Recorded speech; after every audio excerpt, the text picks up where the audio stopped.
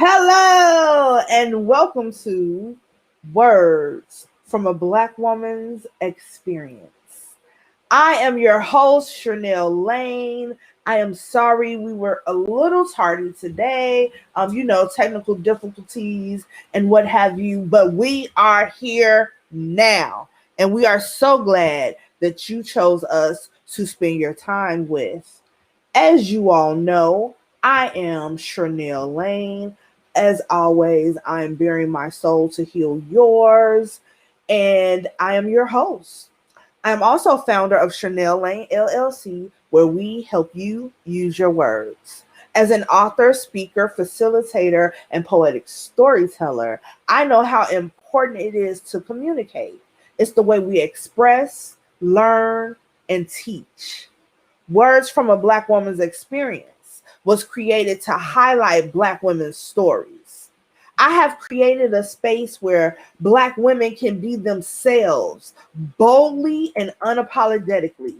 We talk about connections, the lessons they've learned, and the message to the audience. I feel that words are one of the most powerful tools on earth, whether it's written, spoken, signed, sung, read, or performed. And these are words from a Black woman's experience. Welcome. In this episode, we are speaking with sacred woman Tatiana Mamaali Winters in an episode called This Too Shall Pass. Tatiana Mamaali Winters is a wife, mother, and creator. Spoken word artist, healthy palate chef, and owner of Peace of Mind Dessert and Specialty Shop. Founding partner of Battle Raps, creator of Twika. Is it Twika or Tika? I'm sorry. I'm so sorry I mispronounced that. She's going to correct me when she comes on.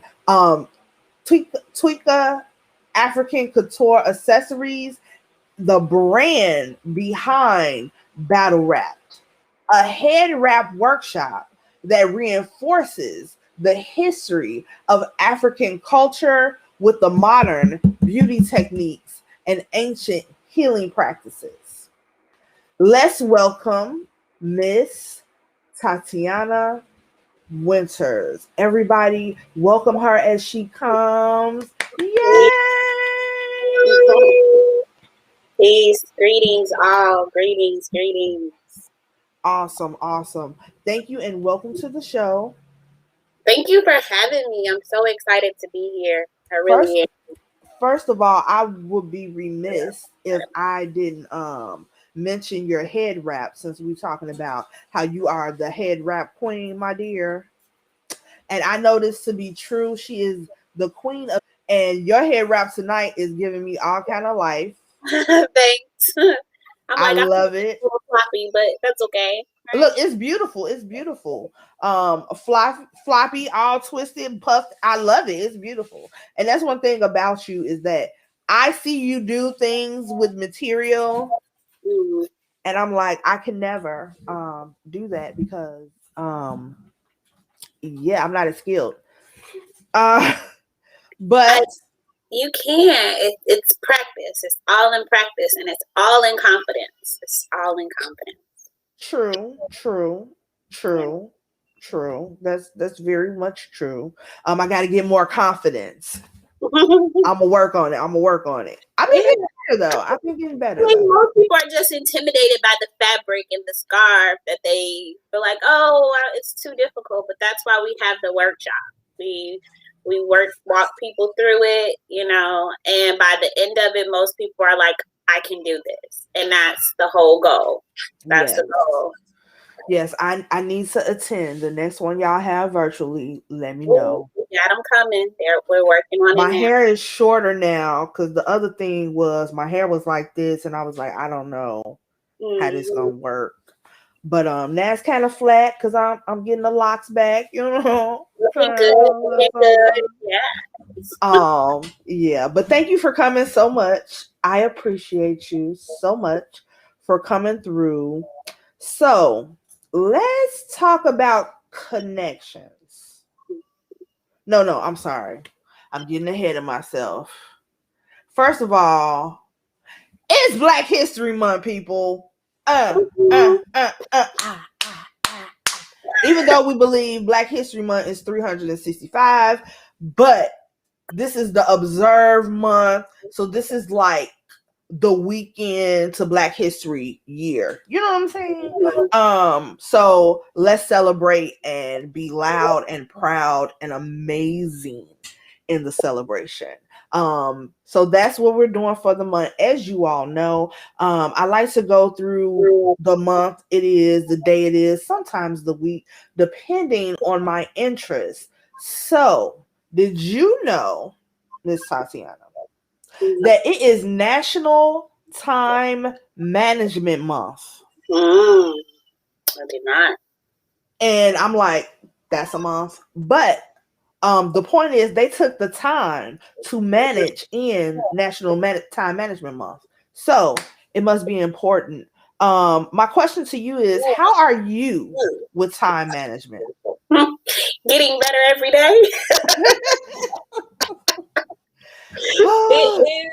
It is a ongoing process. I am learning new techniques because I am, like I said, I'm a new business owner, a mother of 2 small children. So it's like every time I think I got it figured out, I don't. So it is an ongoing process. Time management is ongoing. Okay. Well, look, don't feel bad because look, I feel you. I'm a mother of a 20-year-old that no longer lives with me and a business owner, and I still can't get it together. So yeah, I understand. So in your learning of time management, would you happen to have any tips for anyone? Well, this is not something that I came up on my own, but a good friend of mine shared it with me, and I find it to be one of the greatest tools. Is when you have a task that you want to get done, is to actually set a timer for the amount of time you want to utilize. So if you have an hour, you have 45 minutes, you have 30 minutes, literally set a timer for that time and focus solely on completing that project. And a good friend of mine shared that with me one day when I was just feeling really overwhelmed. She was like, set a timer for an hour, see what you can get done in an hour. And it was one of the most productive hours I think I had that entire week, because at the end of it, I felt accomplished. I was able to get some of the things, the projects that, was looming over my head. I was able to knock it off the list. And I was like, wow, I'm doing that more often. And so when my schedule or my list gets long, that's what I do. I'm like, okay, I'm gonna take an hour and I'm focusing on just this one thing on the list. And typically after that alarm goes off, I feel good. I feel good. That's an awesome tip. That's an awesome tip because I have heard something along those lines as well. I just need to follow them more often. But like you said, we're all learning. We're all learning. So definitely that's a great tip. Now, I have a week for you. Okay. So this week, February 7th to the 15th, is International Week of Black Women in the Arts. Now, I should know about this one. I didn't, but I know now. Yes. So, who is one of your favorite Black women in the arts? Past or present? Okay. So it's so funny because I was just thinking about Dr. Margaret Burroughs yesterday.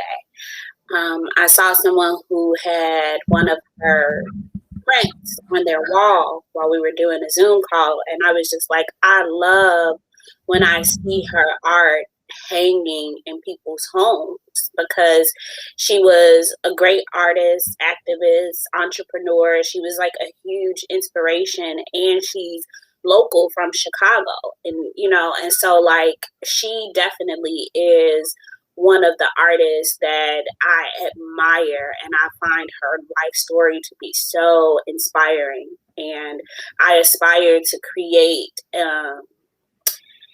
a legacy much like she did. Like, you know, being able to learn about her legacy and the things that she's left behind, being one of the founders of the DuSable Museum, the owner of the Southside Community Arts Center, which has been, you know, still standing for 80 plus years now. And Absolutely. and I just, that is something that is absolutely phenomenal to me. So I would definitely have to say Dr. Margaret Burroughs. Yeah, she's an amazing, amazing woman. She was an amazing woman who accomplished so much for the Black community, for Chicago, for people really all around the world, because there were not many African American museums when she started DuSable, and it really like is one of the museums that kind of, one of the larger museums that kind of got the ball rolling for other people, because you know representation matters so much. Yeah. So I appreciate her and her work and her words and who she was and just the things that she fostered. So I am totally in agreement with Dr. Margaret Burroughs. And I would say my fave that I'm going to use today, because everyone knows that I love Maya Angelou. So we're not even going to use her today. Nope. We talked about Cicely Tyson last week. We're not going to use her either. Nope. But I am going to go to a writer that little people know. So the writer that I'm going to go to is L.A. Banks. Okay. L.A. Banks. And if someone, one of our guests, can comment in the comments if you hear a feedback, because I just want to make sure if it's just me, or if you all are hearing it too. So just write in the comments if you hear a little feedback. But like I was saying, I'm sorry, L.A. Banks. L.A. Banks is this awesome writer. She writes historical romance. She writes horror, fantasy, thriller, fiction, right? Okay. She's written on so many projects behind the scenes. This woman has at least 3 different pen names. That's how much she writes. And she will come out with 3 books at one time in 3 different genres. Okay. And she has this series called The Last Vampire Huntress, right?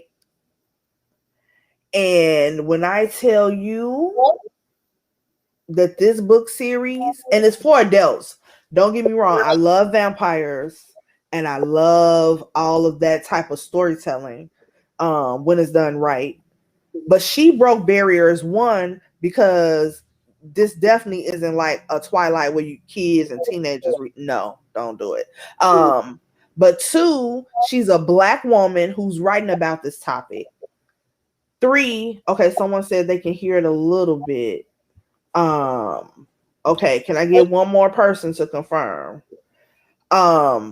So yeah, so she writes that. 1, she's Black. 2, she wrote a book with the all interracial cast, right? But it was all like, it was so told from a Black experience, but it included everybody, but mostly marginalized people. So it wasn't like, you know, like you got the 2 white vampires and the white person, and then here comes the Black sidekick or the friend or whatever. It was like all kind of people. Then this is the other cool thing, and I know you're a spiritual woman.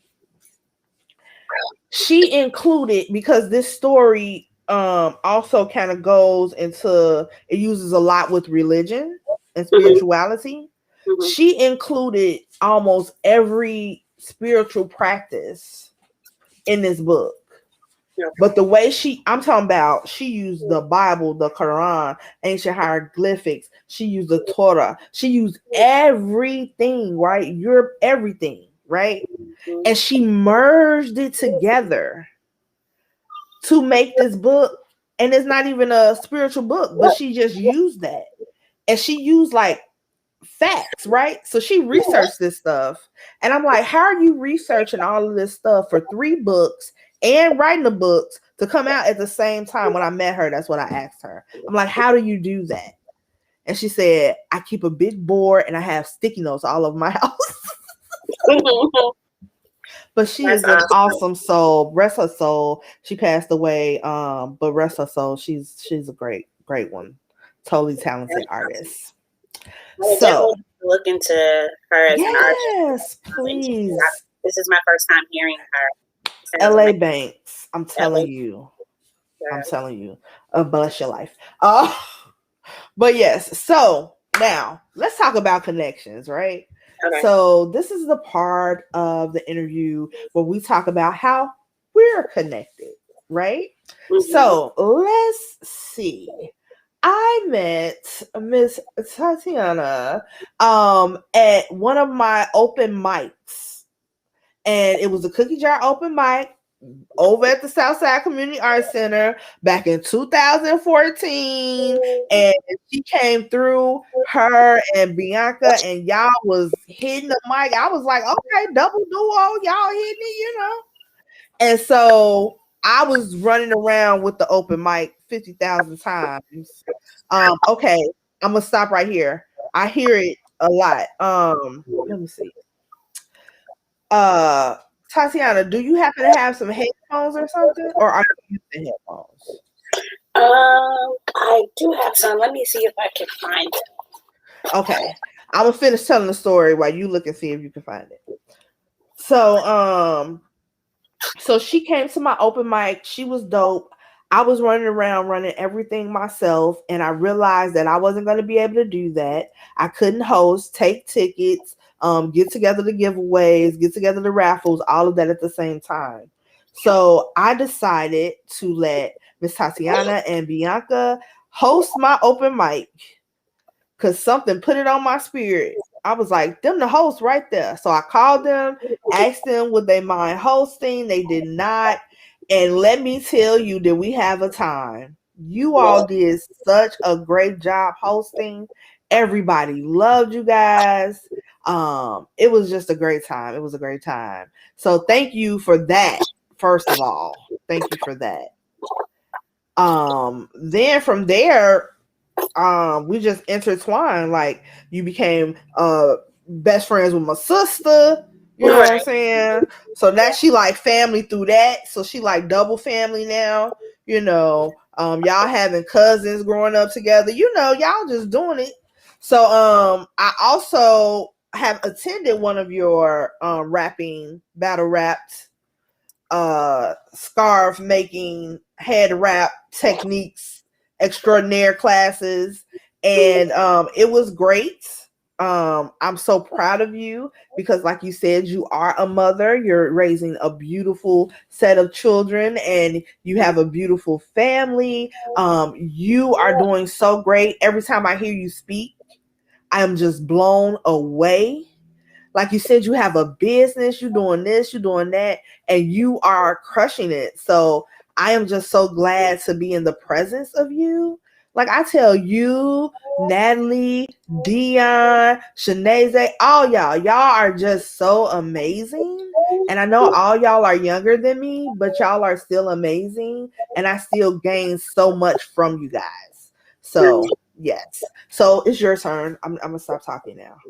Yes. So, yeah, that's basically how we met. And it was such a grand opportunity because, you don't know this, but, that time when you asked, Bianca and I to host your open mic, I had just kind of got into, I had just got into saying to myself that I wanted to get into hosting open mics, and I didn't know how to do that at all. Like, it was something that I had never done before, but I knew that it was something that I wanted to do because I had loved poetry. I recited poetry a lot. I used to go to open mics all the time, but I knew that I wanted to host them. And I'm like, I don't know how to do that. And so when Bianca reached out to me and was saying that, you had called her and you were looking for someone, she was like, I immediately thought of you and I thought that maybe we could do it together. And I'm like, absolutely. And Bianca and I at the time were really kind of growing a really beautiful relationship with each other because we had just went to Kenya together. We spent 2 months together in Kenya back in the fall-ish of 2013. So from that time until we did your open mic, we were spending a lot of time together. We were working together. We were building a really good relationship. We were working on our artistry because she too is a poet and an author and things like that. And so it was just so divine. And that moment of hosting that open mic, hosting Cookie Jar open mic at the Southside Community Arts Center, I walked into that place and I immediately knew that it was someplace I needed to be fully connected to. So you reaching out and asking for assistance in your open mic was like the moment that I think put me on a path of doing more spoken word and hosting open mics and allowing myself to move into a place of storytelling, because that's my ultimate goal, is to tell awesome stories and to, create a space for other people to tell stories, which is what you're doing here. And I think it's absolutely beautiful. Like, you are a huge inspiration, the things that you do, the way that you do it. You're an amazing artist yourself. Like, I love your poetry. I love hearing you recite. I just think that what you're doing is amazing also. It's a beautiful thing to be connected with so many beautiful women in Chicago who are dedicated to creating change and creating a platform for us to speak our minds and our hearts and tell our stories, because it's necessary. We go through so much as a people. We go through so much on a regular basis, and a lot of times we're keeping it in, and it's making us sick, physically, emotionally. I think we're at a time where things like this is so needed. And I'm just so grateful that you are so willing to listen to that intuitive voice within and do the dang thing, right?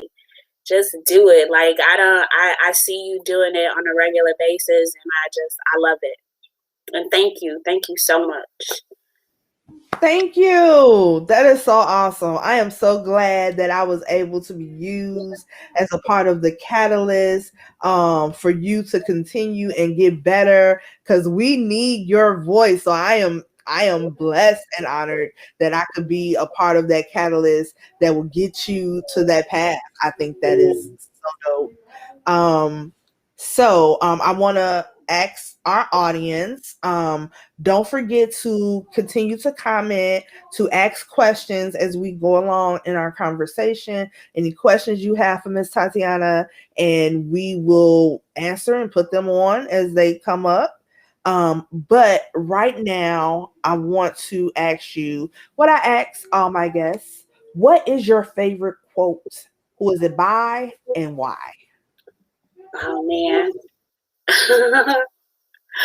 I don't know that I have a favorite quote, and I was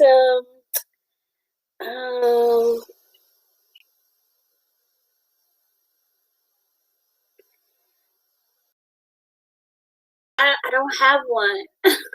I'm not very good with quotes. No, it's cool. It could be a quote, a saying, a word. I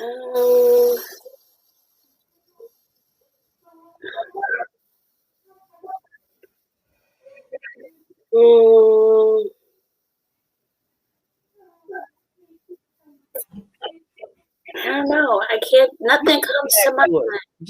Just think about it during the show.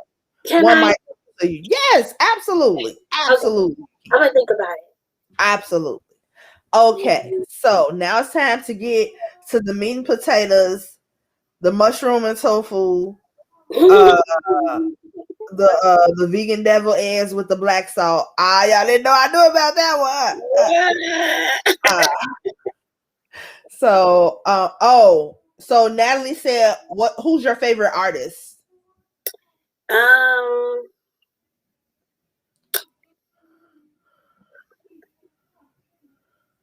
like any artist. Natalie, are you meaning any artist? Because I guess this is replacing the favorite quote. Oh, So yeah, okay. I think this is her offering.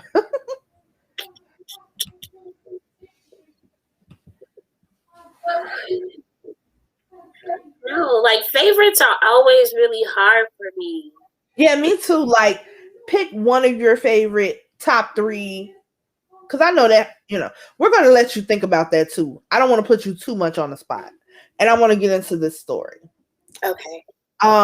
So you are going to talk to us today about the lesson you learned or the method in which you learned to believe in the phrase, this too shall pass. So what led you on that journey? Okay, so um this too shall pass is I was introduced to the concept through a meditation challenge, which is the 21 Day of Abundance by Deepak Chopra. I'm sorry, I don't know if I said that right. Deepak Chopra, right? And very summarized because it's a pretty long, passage. This too shall pass is about it's like a proverb of a king who is about to face war, and he goes to people in his kingdom for a phrase of inspiration to help him get through it. And he wants to inscribe it on something so that in that moment when he really needs it, he can utilize it. And he's searching for it. He's unable to find it. And then he comes across one of his servants who gives it to him. And he says, hold this, and when you're ready, when you feel that you need it, open it. And so some time passed, the war gets really heavy. He's almost at the point of defeat, and he's fleeing the kingdom, and he's lost in the desert, and he hears the enemies coming close to him, and he's by himself at this point. And so he knows that if they get him, they will capture him and kill him, and that he will be truly defeated. And he hides behind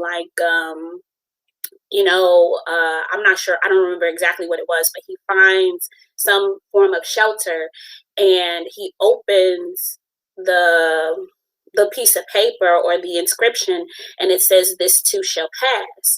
And as he reads the words, a calmness comes over him, and he hears the soldiers of the enemies pass him by. And then after that, he realizes that he has escaped the hands of his enemy and defeat, and he goes back to the kingdom, and there's this huge celebration, and everyone is celebrating, and the servant comes to him and says, now read it again. And he's like, why would I read it again? This is a great time, we're in celebration. And he says, read it again. And he opens the inscription and he reads, this too shall pass. And what it did was he also received that same kind of calming effect, which helped him to see that even this time of celebration will pass. And for me, when we went through that process, it immediately took me to the fall of 2018. So in 2018, in August, actually, of 2018, I celebrated the grand opening of my shop. And me being a business owner was like my dream. I didn't really want to do anything else in the world but own my own business. And I went through a lot of different processes of trying to figure out what kind of business I would own, what I would do. And I just really, really wanted to be a business owner. I'm like, when I worked for other people, I didn't like it. I was one of those people who quit jobs on a regular basis because I just got tired of the management. I got tired of, the processes and the systems in place. And so I'm like, I want to own my own business. That's the only way I see myself being happy and having the career that I want. So I was presented with an opportunity to open the shop that I currently have. It is a dessert and specialty shop on something. And we had no idea what we were going to put in a space. But I was like, I don't know, but I want it. I don't know what we're going to do with it, but I want it. Yes. Yes, yes, yes, yes, yes.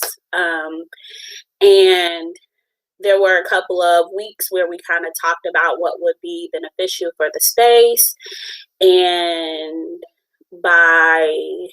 so that took place maybe like in early June. And by the end of June, we were in the space, cleaning it up, putting new product in. And I decided to do the grand opening on August 29th of 2018.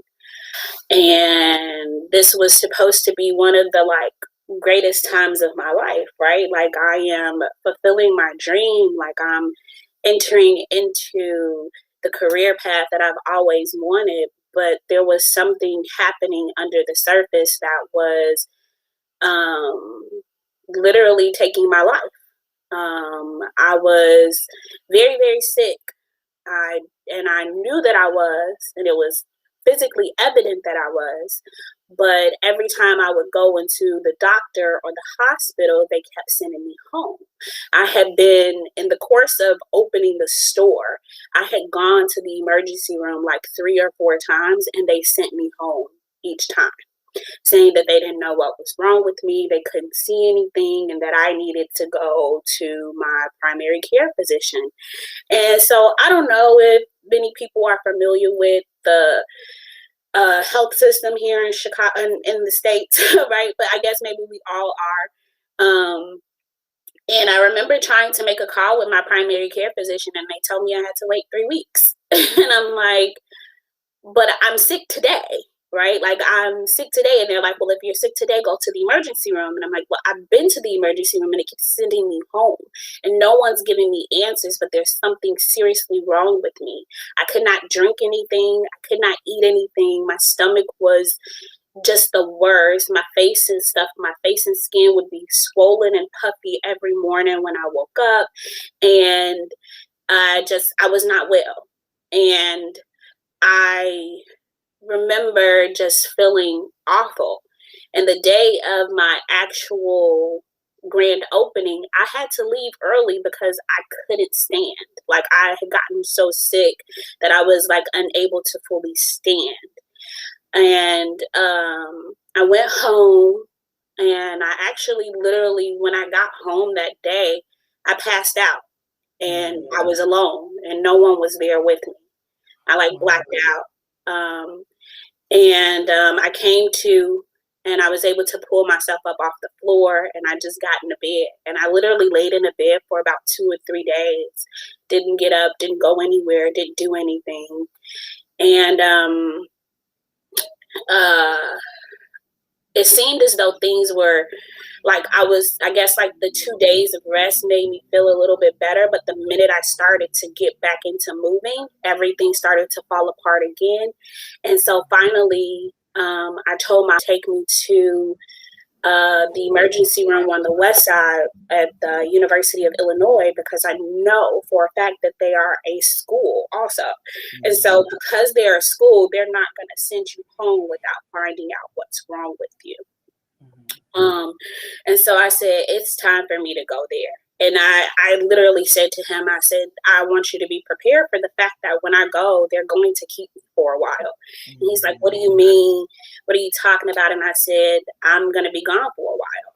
And I was admitted, and I was admitted for, I had wound up being there for an entire week.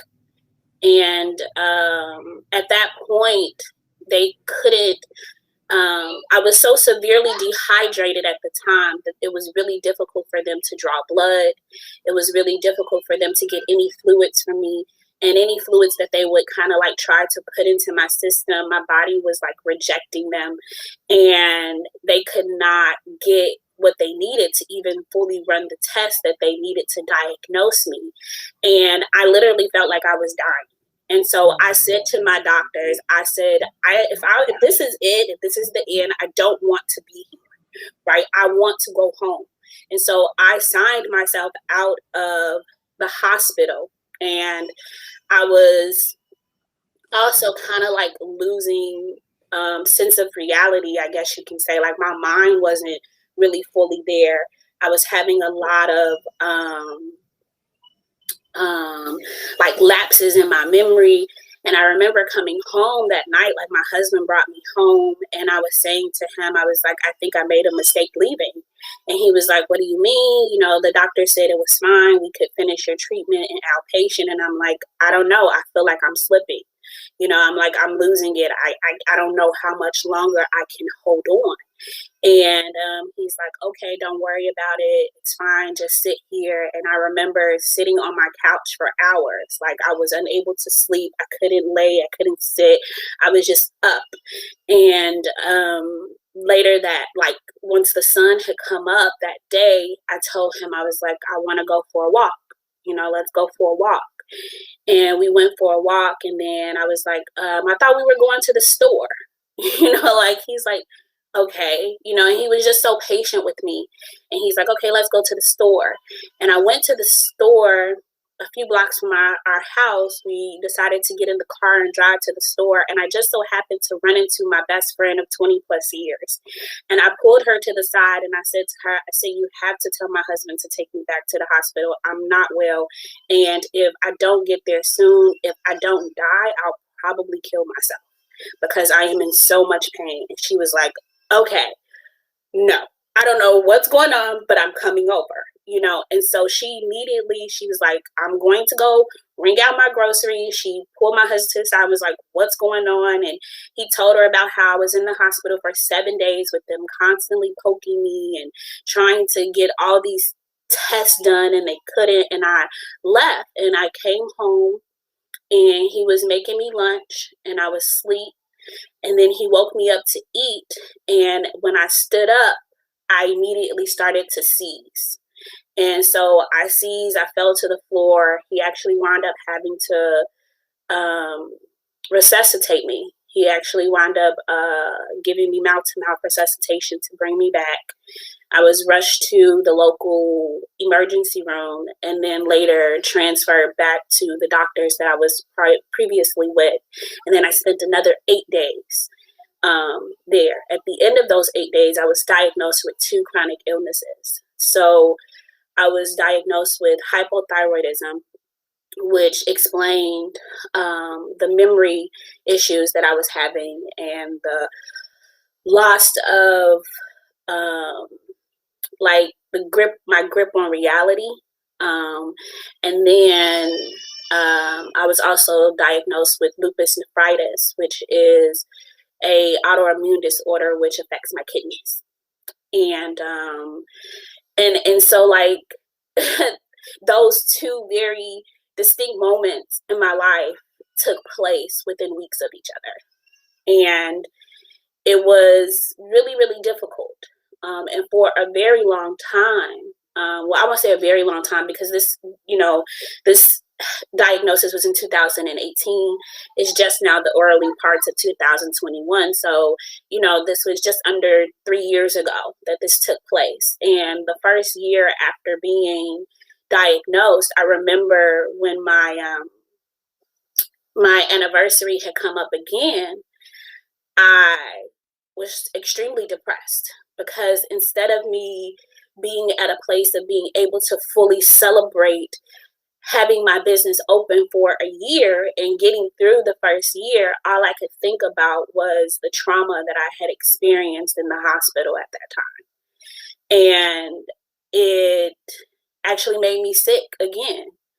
I was at the point where I was starting to have the issues in my immune system. I was starting to flare, and it was so difficult, because I'm like, how, how, God, is it that I'm supposed to be celebrating this one thing that I've always wanted, and it's at the same time of me coming in contact with one of the worst experiences of my life, like literally being in the grips of death. Like, that was essentially what it was, and I'm supposed to be celebrating this time of my life? Like, that doesn't make sense to me. And it had been just so difficult to deal with that. And it even made it difficult for me to enjoy being a business owner. Like, I had so much resentment towards being a business owner. I hated having my store.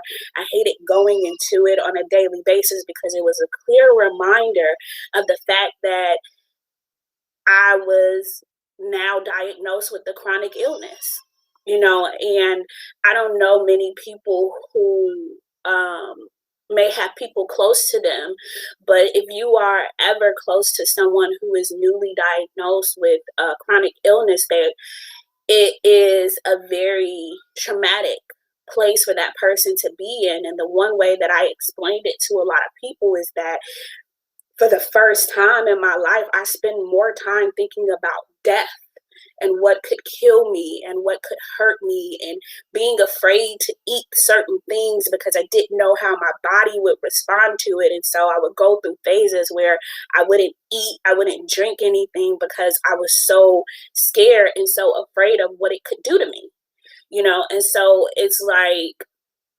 this is the time in my life where, again, I am opening my business. I'm living my dream. This is what I want to do.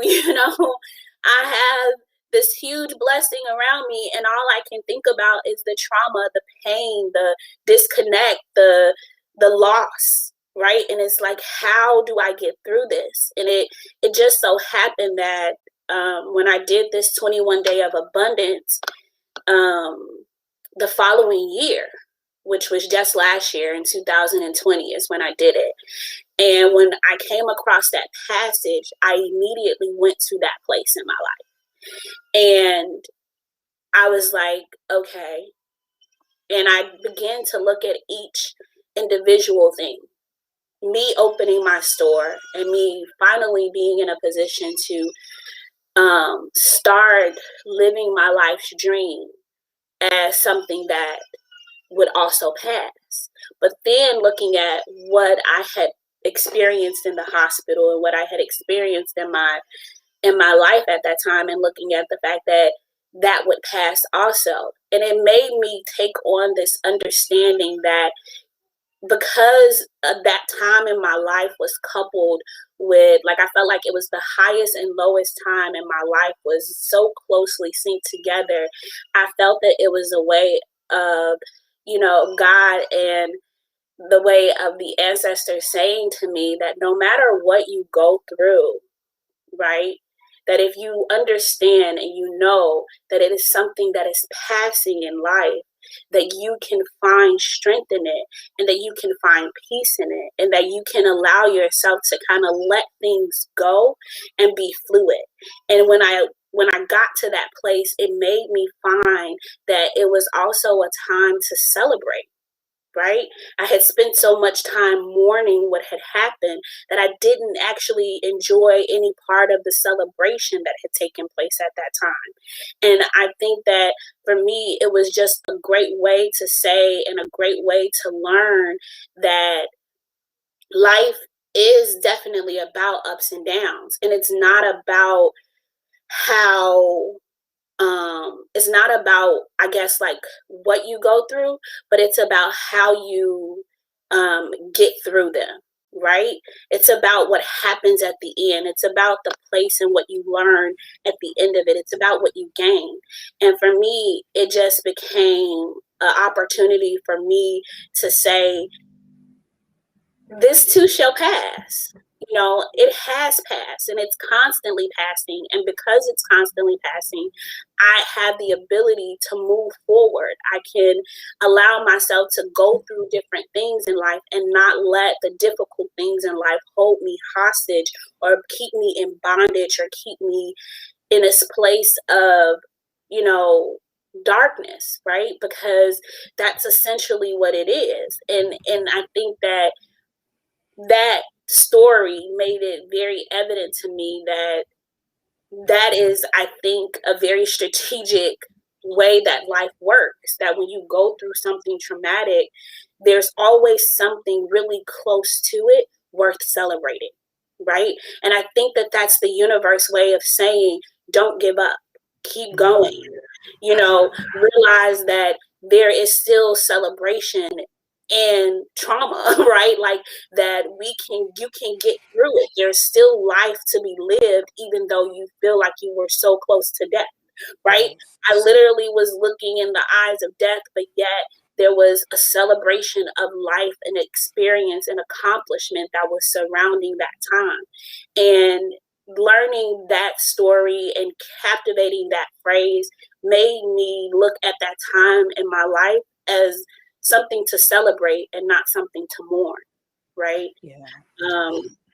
And so even now, you know, I think that it is a tool that is helping me to heal, and to heal through that trauma of being diagnosed and to find ways to live my life in a way that is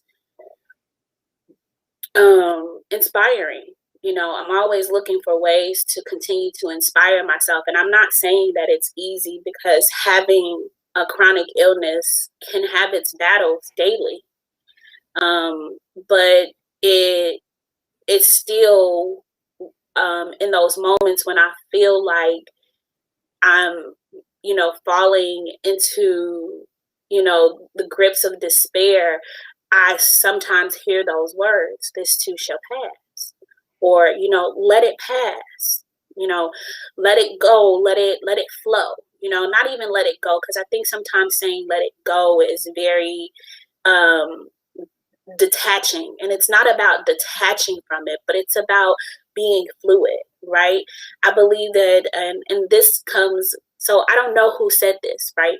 But it's an African proverb that says that life is water.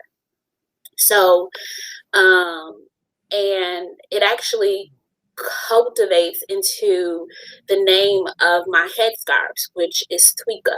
Okay, so Tweeka is actually, if you've ever seen like the black, you know, the African women with the clay pots on their head, right? That's called a Tweka or a Tweeka. And one of the brothers that I was connected to in my time in Kenya in 2013, I called him with this idea for head wraps, and he gave me this name. And he said that those clay pots that women carry on their heads are significant because the women take them to the river. They take it to the river to fill it with water, and they bring it back to the village. And this is a task that is only done by the women there. And the reason being is because water is symbolic of life, and women are the bearers of life. And so because it's their responsibility to bring the water to the village for, you know, for cleaning, for cooking, for harvesting, for growing, for, you know, crops and all this other type stuff, this is what they do. The wearing of the clay pot on the head from the river to the village is actually a journey of honor, right? It's something that is that they find great pride in, you know, and it's something that is only, like I said, it's only done by women. It's not something that the men do or even look at, you know, as something to do. And so for me, that's one of the things that I kind of live by and I utilize, is that I think of life as water. And when water is fluid, right, it cleans itself.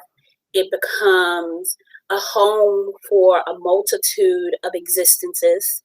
It is a life source for people, for organisms, grand and organism microscopic, right? But when water becomes stale and stagnant, it becomes murky. It becomes, it starts to become, it still has some form of life in it, but a lot of it can be more destructive than positive if it comes in contact with another source. You know what I'm saying? Right. So for me, my life is all about being as fluid as possible, like keeping things moving, keeping things going, because when you get stuck in the mud, you become stagnant, and stagnation breeds disease. And that's where we get illness from, and that's where we get all these discomforts from. And this is where mental health issues come into place, because we have found ourselves becoming stagnant and stuck in a place that is no longer fluid. And I think that for me, that is my goal in life, to remain fluid, to look at all things as something that is passing and not something that is just always happening, right? But it's passing, it's moving us forward, it's getting us to a next understanding or a greater existence. And that's basically my story. That was an amazing experience. Thank you so much for sharing that with us. I think even more than I thought before that you are an amazing, powerful, strong, equipped, honorable woman. Um, I really, really mean that. I definitely know and understand what it is to live with chronic illness. And you are absolutely right. Everything you said is absolutely a shared experience for a lot of people. So I actually also want to applaud you for speaking out on this, because there are a lot of people who have experienced it that have no platform and they feel like they are alone. Um, the way that you combine um, that there was something good and then there's something bad, because they're passing, right? And it takes the good to appreciate the bad and the bad to appreciate the good. Um, that is that's just an amazing, amazing way to put that. And honestly, I've never heard this too shall pass explained the way you just explained it. You are amazing. And you're right, you're an amazing storyteller. Thank You're you. an amazing storyteller. And you are doing it. You're telling stories and changing lives. You just told one here Yay! and changed a lot of lives. That is amazing. You are so amazing. I just want to tell you that. You're amazing. But Yes. I'm here because of you. Like, Oh, you gonna make me cry. No, but thank you so much for sharing your experience with us. Now, I want you to tell the lovely people out there what is coming up for you, where can we find you, and all of the goodness. so, what is coming up for me? So I don't have any like major events or anything on the schedule as of yet. I'm still kind of getting that worked out for this year. But you can always find me on social media. My personal social media is Instagram and Facebook, and it's Oduduwa Mali, Odudamali. And then if you are having trouble finding me there, because I know the spelling's a little weird, you can always find me at My Peace of Mind, which is MyPeaceofMine. And that is my dessert shop. I'm located on 71st. It's between Stewart and Normal. It's 408 West 71st Street here in Chicago, Illinois. And I am usually there in the afternoons, working on all the, business stuff. And yeah, that's really where you can find me the most. Um, And I just wanted to add that all of Miss Tatiana's links are in the description. So her Facebook, her Instagram, and her Twitter, I believe, they're all in the description. So therefore, you have no excuses on spelling. You could just click the link. Um, so make sure that you all check her out. I just want to bring you up to speed on what's going on with me and Cherlnell Lane LLC. I am working hard to bring you all the greatest guests, the greatest content, the greatest subjects. I hope you all are enjoying Words from a Black Woman's Experience. I hope you all are experiencing it, sharing it with others, coming back the next week to watch more. Next week, we have on the show as our guest Miss Moje Stokely. And she is an amazing musician, singer, rapper, poet, philanthropist, organizer. Like she's amazing, and I cannot wait for you all to hear about her experience and to meet her and hear her fantastic story. You all can reach me at Cherlnell everywhere. That's Cherlnell. My website is Cherlnell.com. My email, if you want to be booked on the show or you want more information on me, Cherlnell Lane LLC, Words from a Black Woman's Experience, or if you want to suggest somebody to be a guest on the show, please email me at Cherlnell@Cherlnell.com. Cherlnell@Cherlnell.com. These are also in the description, all of these links. So you can email me there.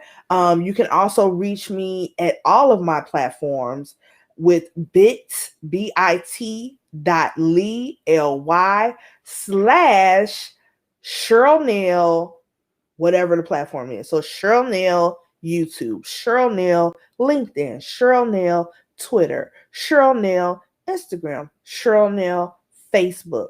You can reach me at any of those. And all of that is in the description box. And if you ever forget how to spell my name, remember it's I'm sorry, something happened. I do know how to spell my name. Cherlnell. That's Cherlnell. Thank you guys for coming. I enjoyed this so much. I enjoyed you all every week. You all come through. You give great comments. You give us great feedback. We appreciate it so much. I can't wait to see you guys next week at 6 p.m. Central on Cherlnell bit.ly/Cherlnell YouTube and bit.ly/Cherlnell Facebook, so that you can join us for another episode of Words from a Black Woman's Experience. Thank you, Miss Tatiana Winters, for being my guest. I love you all. Peace. That's our peace. And tell me what you think.